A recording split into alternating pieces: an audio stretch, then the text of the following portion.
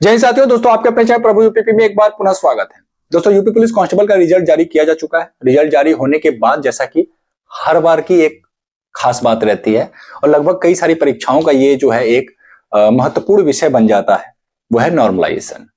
दोस्तों नॉर्मलाइजेशन पर फिर से एक बार जो है चर्चा पे चर्चा हो रहा है। हर एक यूट्यूबर, हर एक बड़े बड़े टीचर्स इस पे जो है अपनी अपनी बात, अपनी अपनी प्रतिक्रिया रख रहे हैं। कोई का कहना है कि भाई किसी किसी शिफ्ट को नंबर मिले हैं, किसी का कहना है कि किसी किसी शिफ्ट के नंबर घटे भी हैं। लेकिन दोस्तों एक चीज मैं बता दूं आपको, नॉर्मलाइजेशन में नंबर बढ़ा है या घटा है ये डिपेंड करता है कि कोई बच्चा जब अपना स्कोर बता रहा है वो कितना ईमानदारी से बता रहा है, इस पे भी डिपेंड करता है। क्योंकि किसी का स्कोर कार्ड तो जारी किया नहीं गया है। और सबसे जो बेकार बात है यूपी पुलिस कांस्टेबल की परीक्षा का और रिजल्ट का, मुझे तो ये बहुत बेकार लगता है। मुझे ये बात कहने में बिल्कुल भी डर नहीं है और मैं पूरी बेबाकी से ये बातें कह रहा हूं कि जो स्कोर कार्ड है उसे फाइनल रिजल्ट में ना जारी करके यही डीवीपीएसटी का जो रिजल्ट जारी किया गया है इसी में जारी किया जाना चाहिए, ताकि बच्चों को पता चले कि अगर वो बाहर हुए हैं तो कितने नंबर से बाहर हुए हैं, अगर वो सिलेक्शन लिए भी हैं तो उनका जो कट ऑफ है, कट ऑफ से उनका कितना नंबर ज्यादा हुआ है।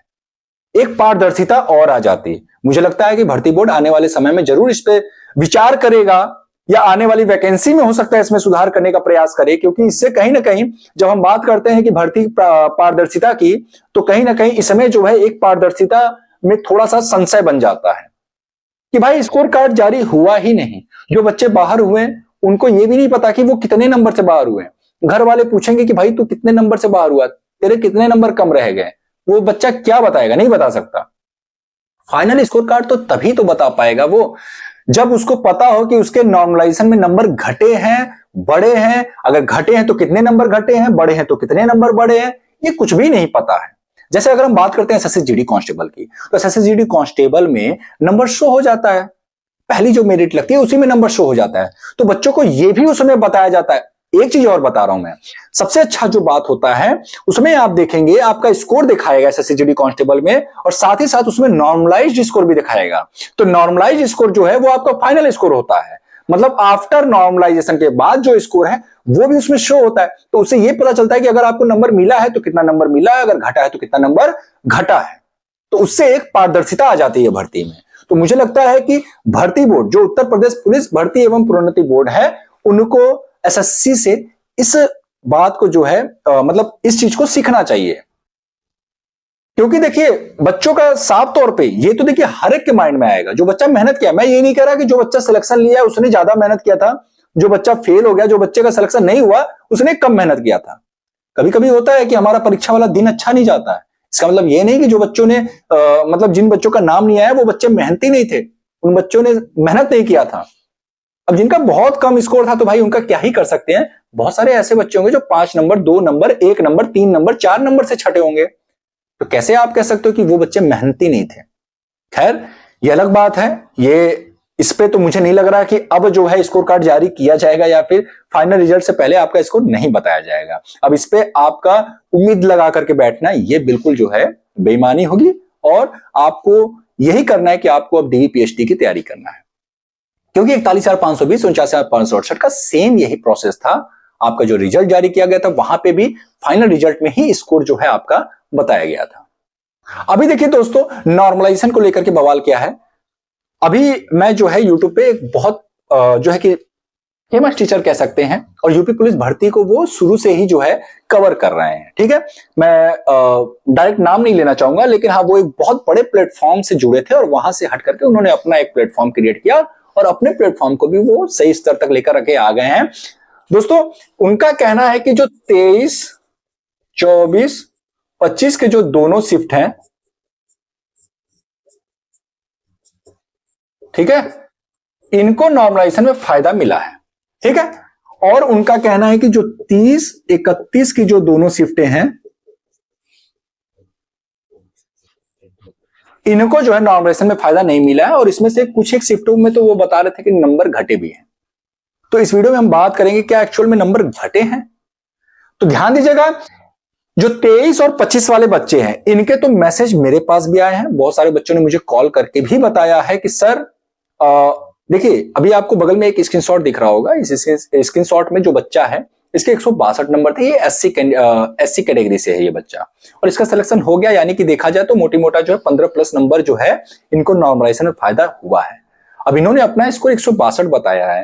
तो देखिए, कोई बच्चा अपना स्कोर ज्यादा बताता है, कम नहीं बताता है। हमेशा ही कोई भी बच्चा अपना स्कोर अपने अकॉर्डिंग जब वो कैलकुलेट करता है तो मैक्सिमम बताता है, वो कम नहीं बताता। तो इसके अकॉर्डिंग जब 15 है तो जाहिर सी बात है 15 से अधिक नॉर्मलाइजेशन में फायदा मिला है नंबर का। ठीक है, तो हम कह सकते हैं जो 23 वाले बच्चे हैं इनको नॉर्मलाइजेशन में सबसे अधिक फायदा मिला है, और 25 वाले बच्चों को भी नॉर्मलाइजेशन में फायदा मिला है। बहुत सारे ऐसे ओबीसी के कैंडिडेट्स हैं कि जिनका 191, 192, 190 नंबर है और वो सिलेक्टेड है। अब बताइए जरा, 190, 191, 192 ये उनके अकॉर्डिंग था। और बच्चा जब भी अपना स्कोर कैलकुलेट करता है तो वो हमेशा बढ़ा के स्कोर कुछ ना कुछ बढ़ाता जरूर है। कोई बच्चा ऐसा नहीं होता कि जो अपना स्कोर कैलकुलेट करे और वो कम में बताए। ठीक है, ये हम लोग की भी आदत थी कि जब हम लोग कैलकुलेट करते थे, जब परीक्षा देकर के आते थे, भाई हमारे इतने सही हैं, हम कम नहीं करना चाहते थे अपने स्कोर को, हमेशा 1-2 नंबर हमेशा ज्यादा ही बताते थे। ठीक है, तो ध्यान दीजिएगा, 25 वालों को भी फायदा हुआ है, इतना तो कंफर्म है। और अगर हम एवरेज बात करें तो कुछ नहीं तो 7-8 नंबर का तो फायदा मिला ही है 25 वालों को। अब एक चीज का और मैं बता दूं, नॉर्मलाइजेशन कोई फिक्स नहीं होता कि 23 वालों को इतने नंबर का ही नॉर्मलाइजेशन मिलेगा, 25 वालों को इतने नंबर का ही मिलेगा। ये डिपेंड करता है कि आपने कितने क्वेश्चन अटेम्प्ट किए हैं, कितने क्वेश्चन आपने जो है कि छोड़े हैं, और कितने क्वेश्चन जो है आपने गलत किए हैं, कितने सही किए हैं। ये सारी चीजें जो है आपके नॉर्मलाइजेशन पर इफेक्ट डालती है, खासतौर से आपने कितने क्वेश्चन गलत किए हैं और कितने क्वेश्चन जो है आपने सही किए हैं। ठीक है, तो ध्यान दीजिएगा, नॉर्मलाइजेशन कोई फिक्स नहीं होता है कि इतना नंबर ही मिलेगा। 23 के एक बच्चे को अगर 15 नंबर मिल गया तो सभी बच्चों को जो है 23 के फर्स्ट शिफ्ट वालों को जो है 15-15 नंबर ही बांटा जाएगा, ऐसा कुछ नहीं होता। ठीक है, अब 23 वालों का नंबर घटा है, इस पे बात कर लेते हैं भैया। अब देखिएगा, बहुत सारे बच्चे ऐसे होते हैं कि जो अपना स्कोर बढ़ा के बताते हैं। जैसे ही फाइनल आंसर की आया, भैया मिला लिया, मेरे इतने हैं। ठीक है भाई, बहुत अच्छी बात है।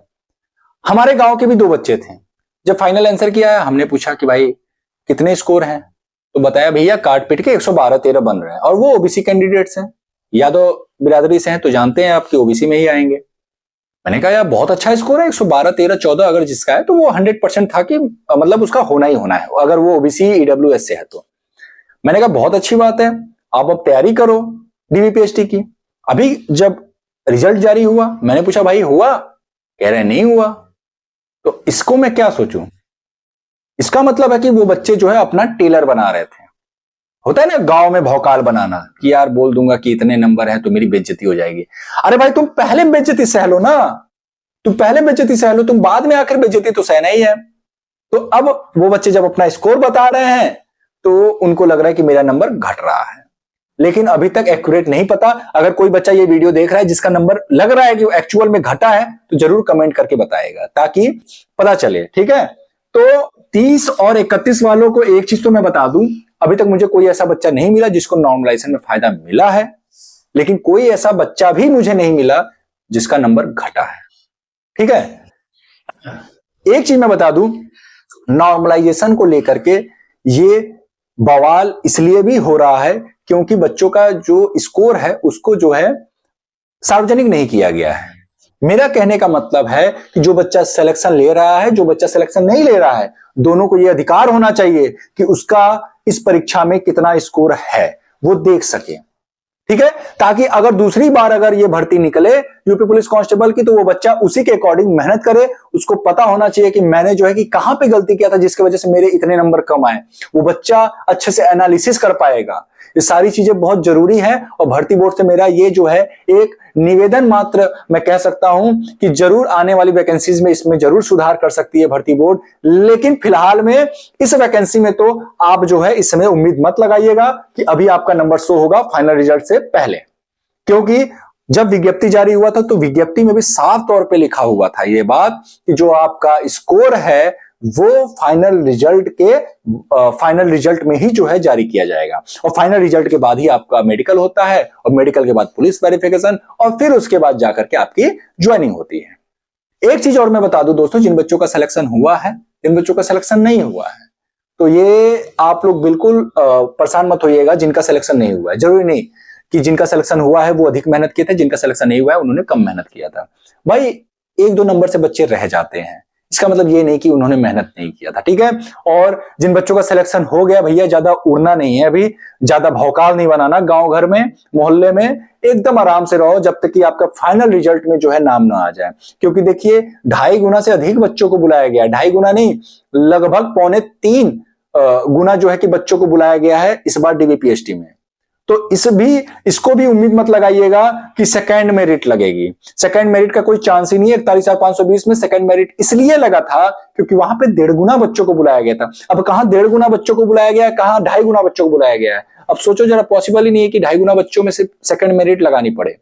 हाँ, इतना जरूर है, हो सकता है मे भी अगर बहुत सारी लड़कियां अगर बाहर हो जाए दौड़ में, बहुत सारी लड़कियां वेट और हाइट में बाहर हो जाए, तब हो सकता है कि आपके लिए जो है मेरिट लिस्ट दोबारा से लगाई जा सकती है। लेकिन बहुत नगण्य के बराबर आप जो है चांस मान सकते हैं, ठीक है। बहुत कम चांस है कि सेकंड लिस्ट बने, ठीक है। और एक चीज मैं क्लियर कर दूं कि जितने भी बच्चों का डीबीपीएसटी से रिलेटेड कोई भी क्वेरीज है, नीचे मेरा नंबर दिख रहा होगा 8382 082 637, इस पे आप कॉल करके जो है क्लियर कर सकते हो। और समय क्या है कॉल करने का? सुबह 10 से रात 8 बजे तक, उसके बाद और उसके पहले, मतलब सुबह 10 से पहले और रात को 8 बजे के बाद आपको कॉल नहीं करना है। अगर आपका कॉल रिसीव ना कर पाऊं तो कोई बात नहीं, आपको कुछ कुछ देर के अंतराल पे करते रहना है, जैसे आधा घंटा 1 घंटा के बाद आप करते रहना। जरूरी नहीं कि मैं कोई कॉल टेकर तो हूं नहीं कि हमेशा आप कॉल करो और मैं बात ही करता रहूं, क्योंकि बहुत सारे बच्चों के कॉल्स आ रहे हैं। मेरा यह मानना है कि 2 महीने हैं डीबीपीएसटी से रिलेटेड या फिर कोई भी क्वेरीज अगर आपकी हो, तो अगर मेरा एक छोटा सा गाइडेंस अगर आपकी जिंदगी बदल सकता है तो जरूर मैं ये सहयोग आपके लिए जो है करूंगा। दोस्तों, उम्मीद करता हूं ये वीडियो आपको पसंद आया होगा। वीडियो कैसा लगा नीचे कमेंट बॉक्स में लिखकर जरूर बताएं। दोस्तों, फिर मिलते हैं किसी नए वीडियो के साथ, तब तक के लिए जय हिंद, जय भारत।